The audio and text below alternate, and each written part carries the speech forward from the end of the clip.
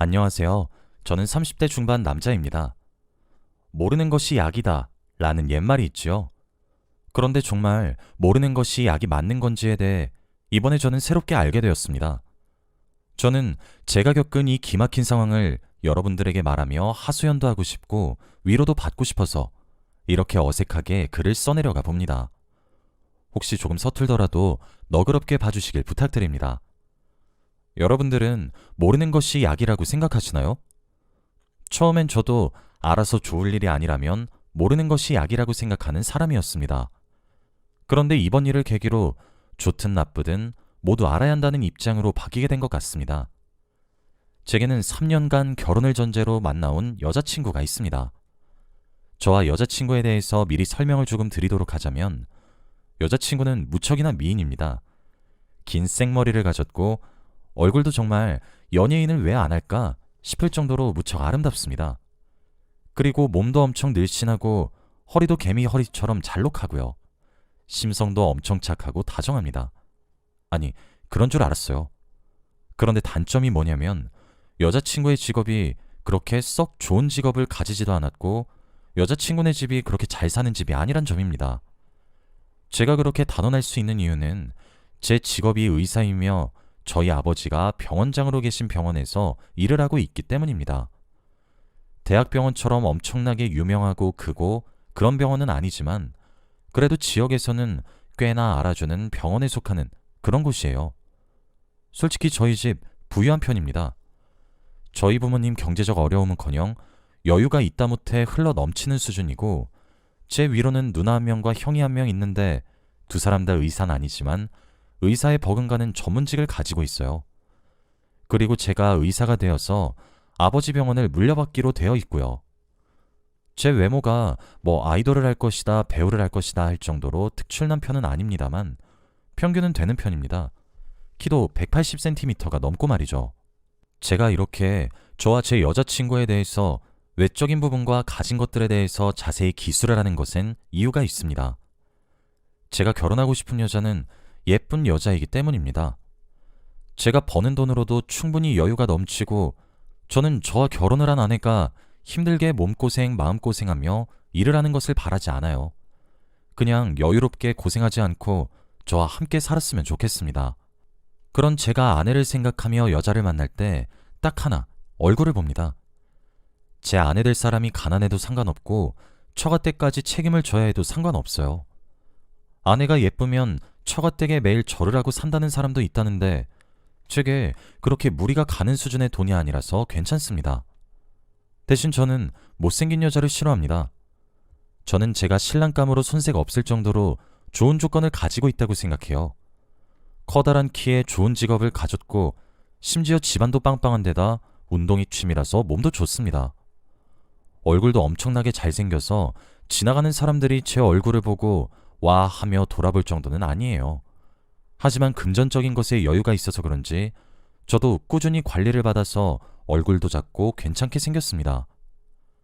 여러분들 중에서 제가 얼굴이 이쁘고 몸매가 좋은 여자를 만나고 싶어 한다는 것에 대해서 속물이라고 손가락질 하실 분들도 계실 것 같은데 그들도 제가 가진 재력과 지위와 명예를 보는 것이라고 저는 생각해요. 여자들이 제가 가진 금전적인 여유와 사회적 지위, 그리고 명예들을 보고 대시를 하듯 저도 여자들을 볼 때는 외모를 봅니다. 오히려 저는 한 가지만 보는 것이니 덜 세속적이죠. 그렇게 만난 사람이 제 여자친구였고 3년이란 시간을 교제했습니다. 카페에 앉아있던 제게 여자친구는 번호를 줄 수 있겠냐고 했고 저도 그런 여자친구가 마음에 들어서 냉큼 번호를 주었어요. 그렇게 3개월이란 시간 동안 서로 연락을 주고받았고 전화를 하기도 했으며 데이트도 했었죠. 알콩달콩 마음을 조금씩 키워나가다가 교제를 시작하게 되었고 그게 3년이란 시간이 흐르면서 자연스럽게 미래에 대한 이야기도 오가기 시작했습니다. 당연히 여자친구의 집안에서 저희 집처럼 여유가 있지 않다는 것도 충분히 알고 있었고 제 여자친구 직업도 저에 비해서는 소득이 적은 직업이고 심지어 여자친구가 정직원으로 일을 하고 있는 것이 아니라 계약직 사원으로 매년 연장만 하고 있다는 사실도 알고 있었기 때문에 모은 돈도 많이 없었어요. 그런 부분이 저희 부모님의 마음과 눈에 차진 않는 듯 했지만 제가 여자친구의 심성이 정말 곱다며 그렇게 설득을 시켰고 거의 저희 집안에서 100% 결혼 준비를 시작했어요. 그렇게 저는 행복한 결혼 생활을 꿈꿨습니다. 예쁘고 사랑스러운 내 여자와 함께 아이도 낳고 알콩달콩 사는 그런 순간을 말이에요. 저는 성형을 싫어합니다. 아니, 혐오한다고 봐도 될 정도예요. 저도 제 얼굴에 손을 안 댄 것도 맞고요. 어느 날이었습니다. 저는 SNS 계정만 있고 여자친구는 활발하게 SNS를 합니다. 여자친구는 아직 20대라 그런지 SNS를 무척이나 좋아하거든요. 그런데 SNS에 저와 함께하는 결혼 준비를 하나씩 올리면서 자랑을 했나 보더라고요. 저희가 어느 아파트에서 신혼생활을 시작할지, 저희 부모님이 여자친구에게 무슨 반지를 사주었는지 뭐 그런 것들을 하나씩 말이에요. 그런데도 그런 귀여운 허세도 제겐 사랑스럽게 느껴졌었어요. 그런데 어느 날 모르는 사람이 제 SNS에 들어와 메시지를 남겼더라고요. 그 사람이 남긴 메시지를 보는 순간 저는 정말 충격에 빠졌습니다. 본인이 제 여자친구가 전에 만난 연인이라고 소개한 그 남자는 제게 여러 장의 사진과 긴 장문의 메시지를 남겨놓았더군요. 여러 장의 사진은 한 사람의 여러 모습을 담고 있었고 처음 보는 사람이었습니다. 그런데 장문의 메시지를 읽고 나니 그 사람이 제 아내가 될 여자친구란 사실을 알게 되었어요. 사진 속의 인물이 제 여자친구라고 주장하는 그 사람의 글이 믿겨지지 않았습니다. 왜냐하면 제 여자친구와 완전 다르게 생겼더라고요. 지금 제 여자친구보다 한참은 더 통통해 보이는 몸집을 가졌고 달걀형인 제 여자친구의 얼굴형과 달리 사각형이라고 볼 정도로 사각턱이 두드러진 얼굴형에 코는 들창코였고 턱은 이중턱이었으며 눈은 이런 말 해도 될지 모르겠지만 진짜 단추구멍처럼 콕콕 뚫려 있더군요. 지금 제 여자친구는 키 160cm에 46kg을 유지하고 있습니다. 눈도 쌍꺼풀이 예쁘고 진하게 나 있고 코도 오똑해요. 얼굴형도 사각턱은 눈을 씻고 찾아봐도 그 흔적이 없고 갸름한 달걀형입니다.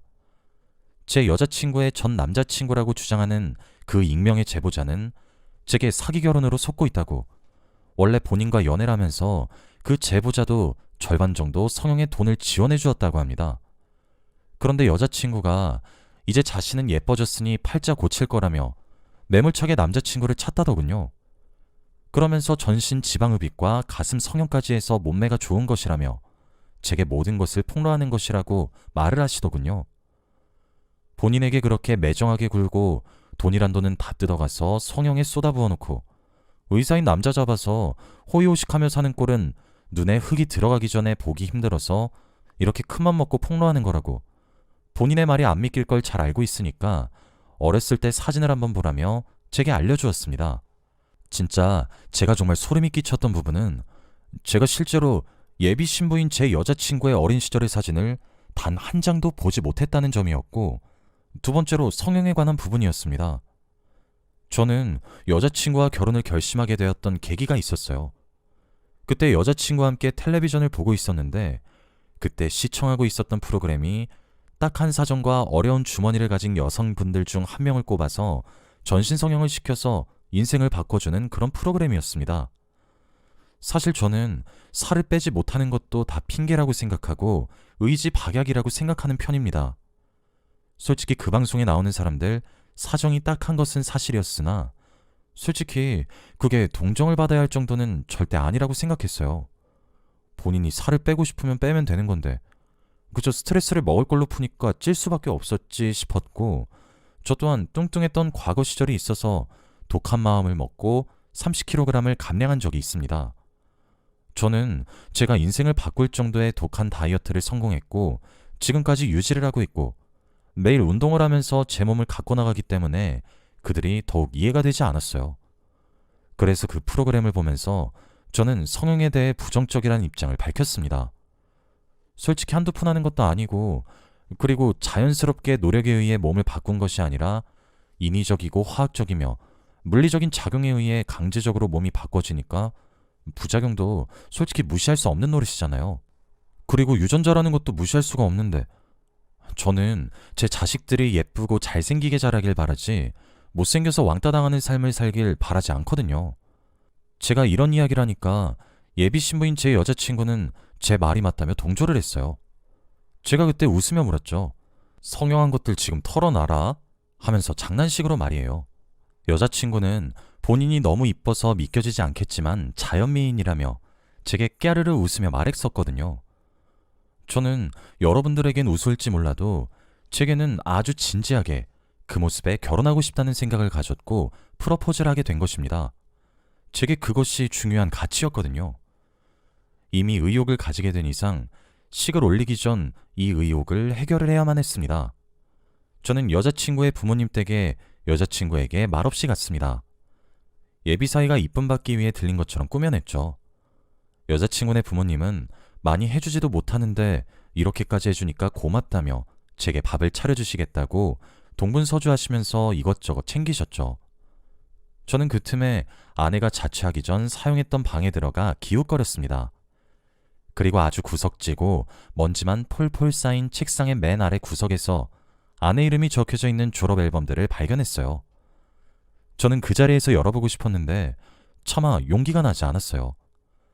제가 들고 간 가방에 몰래 넣은 뒤 아무렇지 않게 식사를 하고 그 자리를 떠났습니다. 집으로 돌아왔고 저는 앨범을 열어보았습니다. 그런데 이럴 수가. 제게 제보한 그 사람의 말이 사실이었습니다.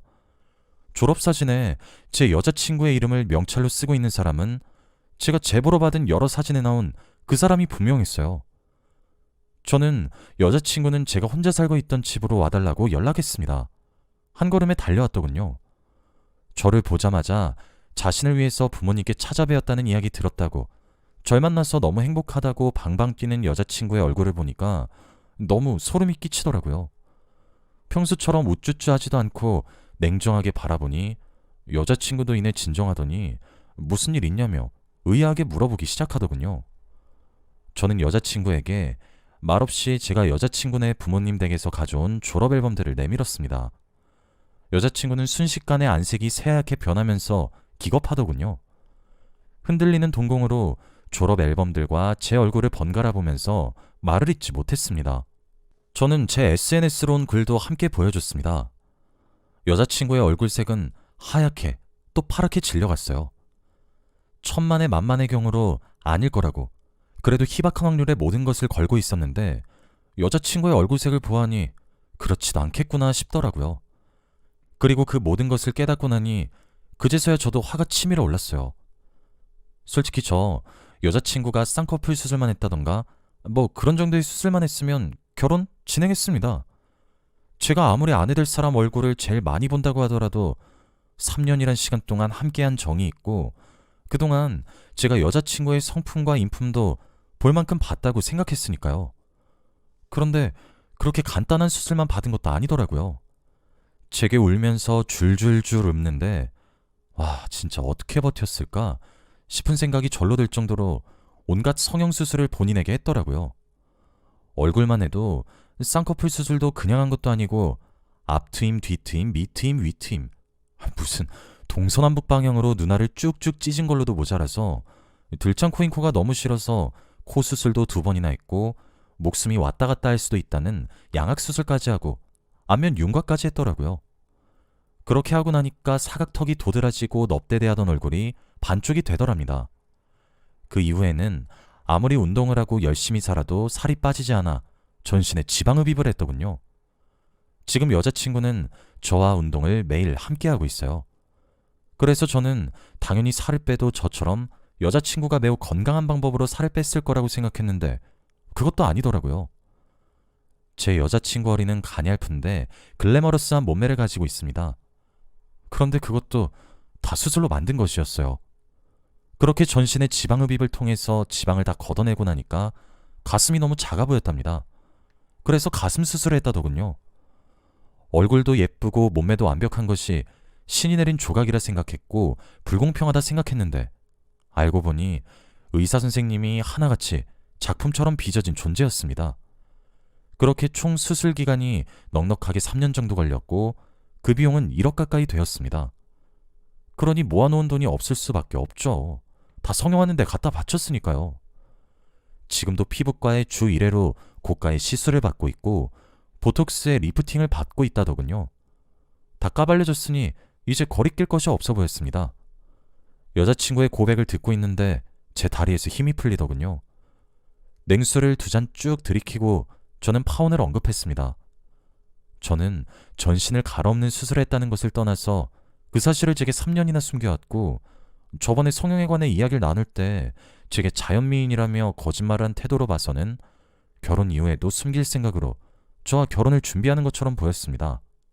게다가 저는 제가 3년 동안 겪어온 제 여자친구의 인품과 성품을 훌륭하다고 생각하고 있었는데, 제보자의 말에 빌리면 성형 비용 1억 중 5천만 원은 전 남자친구 그분의 돈인데 그 돈마저 꿀꺽하고 팔자 고치겠다고 매몰차게 버린 여자친구가 진짜 사람인지 사탄인지 소름이 끼치더라고요. 여자친구는 제가 파혼 요구를 하자마자 미친 사람 마냥 난리를 치기 시작했습니다. 저는 말했어요. 내가 자연미인이 좋다고 해도 그렇지, 내가 너 성형 한두 곳 한 거면 이해하고 넘어갔을 거야. 그런데 넌 진짜 목숨을 담보 삼은 거잖아. 그리고 그 사실을 대체 지금까지 숨긴 거야? 우리 3년 만났어. 너 내가 사실 의사란 직업이 아니라 10억 정도의 빚이 있었던 사실을 숨겼으면 나랑 결혼했을 것 같니? 너도 파혼 얘기 꺼냈어. 그간의 정 봐서 위약금은 내가 해결할게. 그냥 우리 집에서 너네 집으로 간 것들 그대로 돌려보내.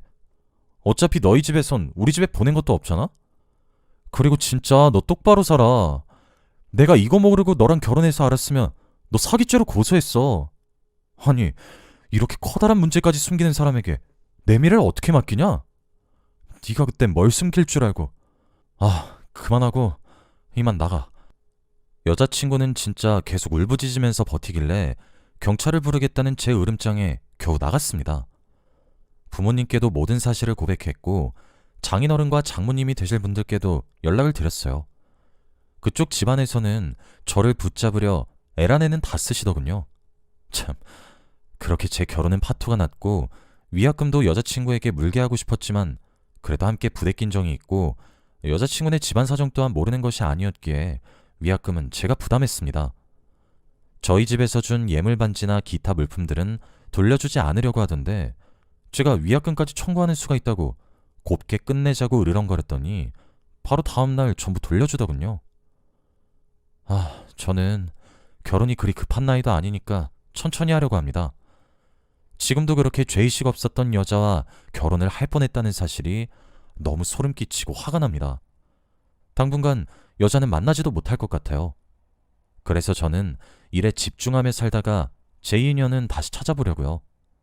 참고로 제 결혼이 불구덩이가 될 뻔했던 그분께는 제가 따로 연락을 드려서 감사 인사를 전했고 소정의 사례금을 보내드렸습니다. 여기까지가 제 이야기입니다. 정말 사람 조심하라는 말이 이렇게 맞다 싶은 경우였어요. 저는 이번 경험을 통해서 모르는 것이 약이란 말은 틀렸다고 생각해요. 약이든 똥이든 당사자가 결정해야 하는 일이니 일단 모르는 것이 있으면 안 된다는 생각을 하는 것으로 바뀌게 되었습니다. 여러분들은 저와 같은 경우를 겪지 마시고 항상 모든 것을 확인하시는 삶을 살길 바래요. 저의 긴 이야기 들어주셔서 감사합니다. 행복하세요.